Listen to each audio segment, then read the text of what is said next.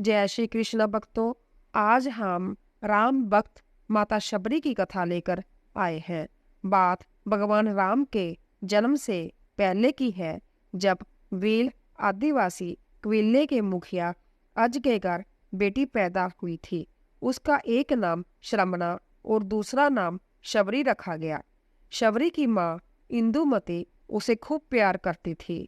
बचपन से ही शबरी पशु पक्षियों की भाषा समझकर उनसे बातें करती, और जब शबरी की माँ उसे देखती तो कुछ समझ नहीं पाती थी। कुछ समय बाद एक पंडित ने शबरी के परिवार को बताया कि वो आगे चलकर सन्यासी बन सकती है। इस बात का पता चलते ही शबरी के पिता ने उसका रिश्ता तय कर दिया।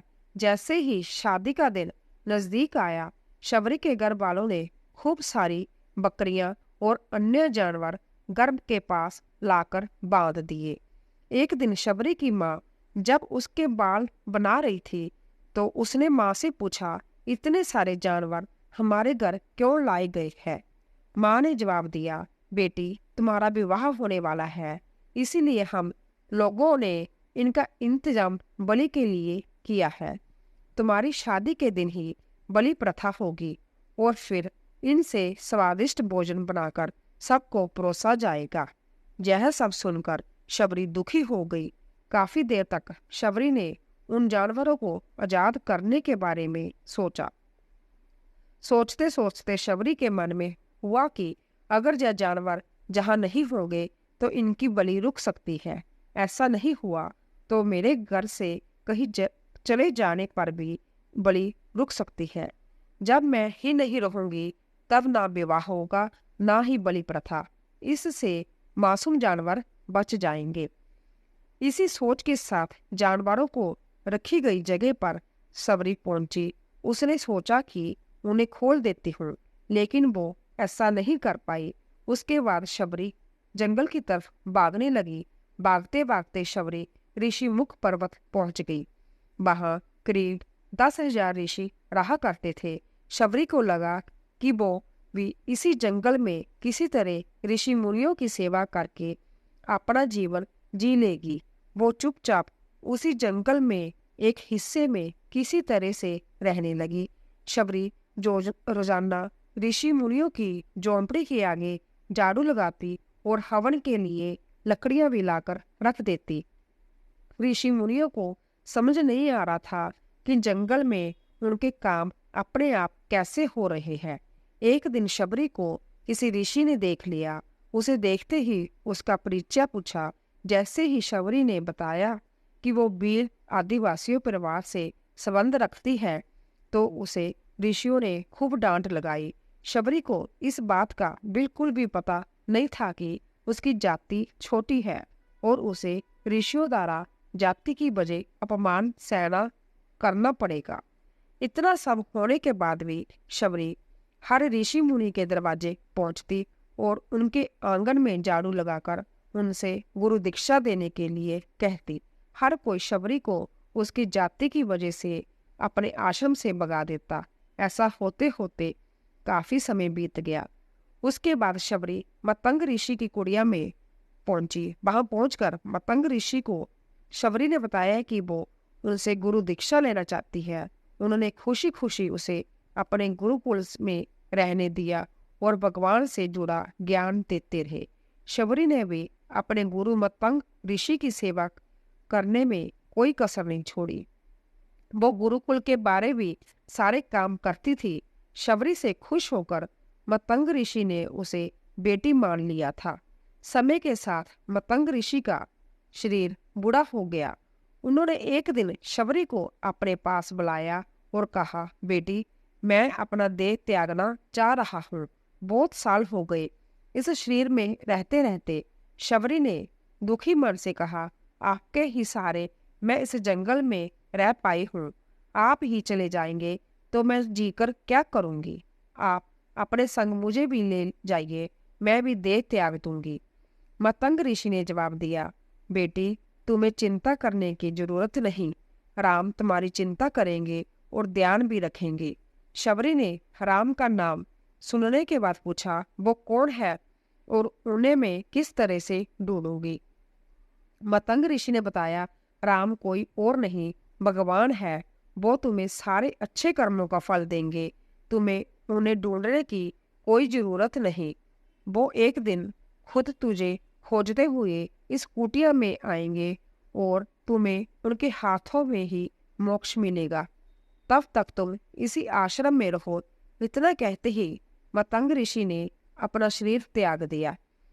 शबरी के मन में मतंग ऋषि के जाने के बाद से एक ही बात थी कि भगवान राम संभया उसे मिलने आएंगे।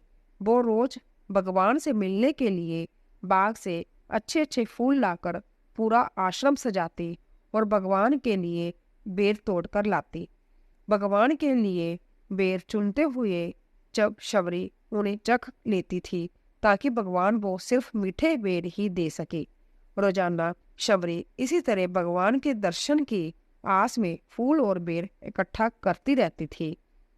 इसी तरह इंतजार में कई साल बीत गए। शबरी का शरीर एकदम वृद्ध हो गया। एक दिन आश्रम के पास के ही तालाब में शबरी पानी लेने गई। तभी पास के ही एक ऋषि ने उसे अछूत कहते हुए वहां से भागने के लिए कहा और एक पत्थर मार दिया।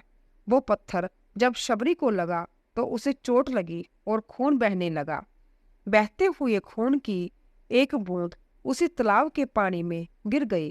तभी पूरा तालाब का पानी खून में बदल गया।